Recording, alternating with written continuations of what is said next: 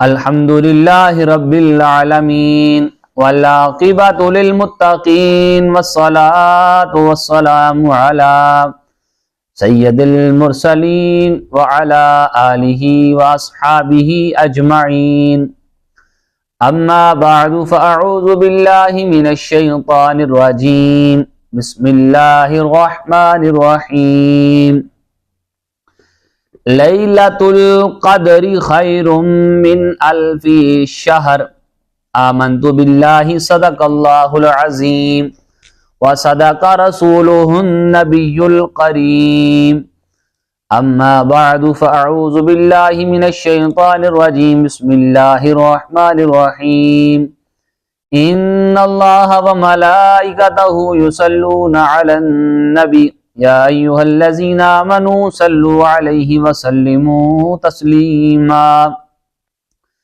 اللہم صلی علی سیدنا و مولانا محمد وعلی آل سیدنا و مولانا محمد وبارک وسلم الصلاة والسلام علیک یا سیدی یا رسول اللہ وعلى آلك واصحابك يا سيدي يا حبيب الله الصلاة والسلام عليك يا سيدي يا شفيع المذنبين وعلى آلك واصحابك يا سيدي يا رحمة للعالمين۔ تمام تعریفیں اس خالق کائنات کے لیے جو ہماری شاہرگ سے بھی زیادہ قریب ہے، درود لامحدود بے شمار ان گنت، بغیر گنتی کے بغیر حساب کے، آمینہ گھلال نور مجسم نیر اعظم ہادی السبل ختم الرسل احمد مجتبی محمد مصطفیٰ صلی اللہ تعالی علیہ وآلہ وسلم کی بارگاہ میں کہ جن کا آنا اس دنیا کی تخلیق کا باعث بنا۔ حضرات محترم، میں نے آپ کے سامنے قرآن مجید فرقان حمید کی جو آیت کریمہ پڑھنے کا شرف حاصل کیا، اس میں اللہ تعالیٰ نے لیلۃ القدر کی فضیلت بیان فرمائی ہے۔ چنانچہ رب کائنات جل وعلا نے ارشاد فرمایا، لیلۃ القدر خیر من الف شہر، شب قدر 1000 مہینوں سے بہتر ہے۔ حضرات، شب قدر بہت زیادہ عظمت و شان کی حامل ہے۔ یہ وہ رات ہے، اس رات میں شام سے لے کر صبح تک تجلی الہی بندگان خدا کی طرف توجہ ہوتی رہتی ہے۔ اس رات میں ملائکہ اور ارواح آسمان سے عبادت کرنے والوں کی ملاقات کے لیے زمین پر اترتے ہیں اور ان کے آنے کی ملاقات کے لیے زمین پر اترتے ہیں، اور ان کے آنے کی وجہ سے عبادت میں لذت اور عجیب کیفیت پیدا ہو جاتی ہے جو دوسری راتوں کی عبادت میں پیدا نہیں ہوتی۔ قرآن مجید اسی رات میں نازل ہوا، فرشتوں کی پیدائش بھی اسی رات میں ہوئی، اسی رات کو بہشت میں باغات لگائے گئے، اسی رات حضرت آدم علیہ السلام کا مادہ جمع کیا گیا۔ نبی کریم صلی اللہ تعالی علیہ وآلہ وسلم نے فرمایا، لیلۃ القدر کی رات میں فرشتے حضرت جبرائیل علیہ السلام کے ساتھ 4 جھنڈے لے کر آتے ہیں، ایک جھنڈا احمد کا، اور دوسرا مغفرت کا، تیسرا رحمت کا، اور چوتھا کرامت کا، اور ہر جھنڈے کے ساتھ 70,000 فرشتے آتے ہیں، اور ہر جھنڈے پر لکھا ہوتا ہے لا الہ الا اللہ محمد رسول اللہ صلی اللہ تعالی علیہ وآلہ وسلم۔ نبی کریم صلی اللہ تعالی علیہ وآلہ وسلم نے فرمایا، جس شخص نے شب قدر میں 3 دفعہ کلمہ شریف پڑھا، ایک دفعہ پڑھنے سے اللہ تعالیٰ اس کو معاف کر دے گا، اور دوسری دفعہ پڑھنے سے اس کو دوزخ سے نجات دے گا، اور تیسری دفعہ پڑھنے سے اس کو جنت میں داخل فرما دے گا۔ پھر حمد کا جھنڈا زمین و آسمان کے درمیان نصب کیا جاتا ہے، اور رحمت کا جھنڈا کعبہ شریف پر، اور کرامت کا جھنڈا بیت المقدس پر، اور بخشش و مغفرت کا جھنڈا روضہ رسول صلی اللہ تعالی علیہ وآلہ وسلم پر لگا دیا جاتا ہے۔ مغفرت کا جھنڈا حضور صلی اللہ تعالی علیہ وآلہ وسلم کے روضہ اقدس پر لگانے کی حکمت یہی ہے، یہی معلوم ہوتی ہے کہ بخشش آپ صلی اللہ تعالی علیہ وآلہ وسلم کے صدقہ وسیلہ سے ہوگی، اور انشاءاللہ العزیز ہم گناہگاروں کی بخشش حضور صلی اللہ تعالی علیہ وآلہ وسلم کے صدقے سے ہوگی۔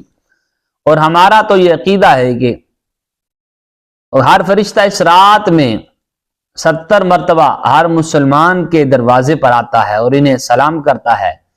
یہ سلسلہ صبح تک جاری رہتا ہے، اور یہ ایک مسئلہ حقیقت ہے کہ جس طرح حضور سرور کائنات صلی اللہ تعالی علیہ وآلہ وسلم تمام نبیوں اور رسولوں سے افضل الاعلیٰ ہیں، اسی طرح آپ صلی اللہ تعالی علیہ وآلہ وسلم کا زمانہ تمام زمانوں سے افضل الاعلیٰ ہے۔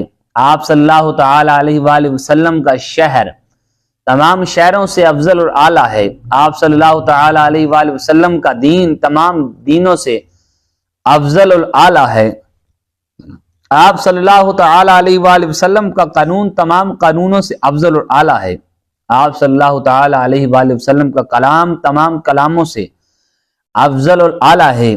آپ صلی اللہ تعالی علیہ وآلہ وسلم کے صحابہ تمام انبیاء کے صحابہ سے افضل الاعلیٰ ہیں۔ آپ صلی اللہ تعالی علیہ وآلہ وسلم کا خاندان تمام خاندانوں سے افضل الاعلیٰ ہے۔ گویا کہ جس طرح آپ صلی اللہ تعالی علیہ وآلہ وسلم کے ساتھ تعلق رکھنے والی ہر چیز اپنے اپنے مقام پر افضل اعلیٰ ہے، اسی طرح آپ صلی اللہ تعالی علیہ وآلہ وسلم کی امت تمام امتوں سے افضل اور اعلیٰ ہے۔ جیسا کہ اللہ تعالیٰ نے قرآن مجید میں ارشاد فرمایا، کنتم خیر امت، تم سب امتوں میں بہتر امت ہو۔ سامعین، یہ بہتر امت ہونے کا اعزاز کیسے ملا؟ صرف حضور سید دو عالم صلی اللہ تعالی علیہ وآلہ وسلم کی غلامی کی وجہ سے۔ لہٰذا غلامی دے سوا تو کچھ نہیں، کچھ بھی نہ منگے، بڑی شان ہے مصطفیٰ دے گدا دی۔ حضرات گرامی، چونکہ نبی کریم صلی اللہ تعالی علیہ وآلہ وسلم کی امت تمام امتوں سے بہتر ہے، اسی لیے انبیاء کرام علیہ السلام بھی خواہش کرتے رہے کہ یا اللہ ہمیں بھی اپنے محبوب صلی اللہ تعالی علیہ وآلہ وسلم کا امتی بنا۔ موسیٰ علیہ السلام کی خواہش حضرت ابو ہریرہ رضی اللہ تعالی عنہ سے روایت ہے، رسول اللہ صلی اللہ تعالی علیہ وآلہ وسلم نے فرمایا، جب حضرت موسیٰ علیہ السلام پر تورات نازل ہوئی تو انہوں نے اس میں اس امت کا تذکرہ پایا اور بارگاہ الہی میں عرض کی، یا اللہ عز و جل، میں تورات میں ایسی امت کا ذکر پاتا ہوں جن کا زمانہ تو آخر میں ہوگا مگر وہ جنت میں سب سے پہلے داخل ہوں گے، تو ان کو میری امت بنا دے۔ اللہ تعالیٰ نے ارشاد فرمایا، تلک امت محمد، یہ تو محمد صلی اللہ تعالی علیہ وآلہ وسلم کی امت ہے۔ حضرت موسیٰ علیہ السلام نے عرض کی، یا اللہ، میں نے تورات میں ایک ایسی امت کا حال پڑھا ہے جو فرمانبردار ہوگی تو ان کی دعائیں قبول ہوں گی، پس اسے میری امت کر دے۔ فرمایا، یہ تو محمد صلی اللہ تعالی علیہ وآلہ وسلم کی امت ہے۔ پھر عرض کی، یا اللہ، میں تورات میں ایسی امت کا ذکر پاتا ہوں جن کے سینوں میں کتاب الہی ہوگی، جیسے وہ پڑھیں گے تو اظہار ہوگا، تو میں اس امت کو میری امت بنا دے۔ فرمایا، موسیٰ، وہ میرے محبوب صلی اللہ تعالی علیہ وآلہ وسلم کی امت ہے۔ پھر عرض کیا، الہی، میں نے تو تورات میں دیکھا ہے وہ امت صدقات کے مال کھائے گی بھی اور انہیں ثواب بھی ہوگا، تو اسے میری امت بنا دے۔ اللہ تعالیٰ نے فرمایا، وہ امت مصطفیٰ صلی اللہ تعالی علیہ وآلہ وسلم ہے۔ پھر عرض کی، مولا، میں نے تورات میں ایک ایسی امت کی شان پڑھی ہے جنہیں نیکیوں کا ارادہ کرنے سے نیکی مل جائے گی، اور جب وہ نیکی کر لیں گے تو ان کے نامہ اعمال میں 10 نیکیاں لکھ دی جائیں گی۔ یا اللہ، اسے میری امت بنا دے۔ اللہ تعالیٰ نے فرمایا، کلیم اللہ، وہ تو امت محمدی صلی اللہ تعالی علیہ وآلہ وسلم ہے۔ پھر حضرت موسیٰ علیہ السلام نے عرض کی، یا اللہ، میں نے تورات میں ایک ایسی امت کا حال دیکھا ہے جو بدی کا ارادہ کرے گی تو ان پر کچھ گناہ نہ ہوگا جب تک اسے کر نہ گزریں، جب وہ گناہ کریں گے تو ان کے نامہ اعمال میں صرف ایک ہی گناہ لکھا جائے گا۔ الہی سے میری امت بنا دے، مگر رب کائنات نے فرمایا وہ امت تو احمد مجتبی صلی اللہ تعالی علیہ وآلہ وسلم کی امت ہے۔ آخر میں موسیٰ علیہ السلام نے عرض کی، اے رب کائنات، میں نے تورات میں تحریر پایا ہے کہ ایک امت وہ ہوگی جو اولین اور آخرین کے علم کی وارث ہوگی اور گمراہوں اور مسیح دجال کو ہلاک کرے گی، اس کو میری امت بنا دے۔ ارشاد ہوا وہ میرے محبوب صلی اللہ تعالی علیہ وآلہ وسلم کی امت ہے۔ پھر موسیٰ علیہ السلام نے عرض کیا تو مجھے ہی احمد مجتبی محمد مصطفیٰ صلی اللہ تعالی علیہ وآلہ وسلم کی امت میں شامل فرما دے۔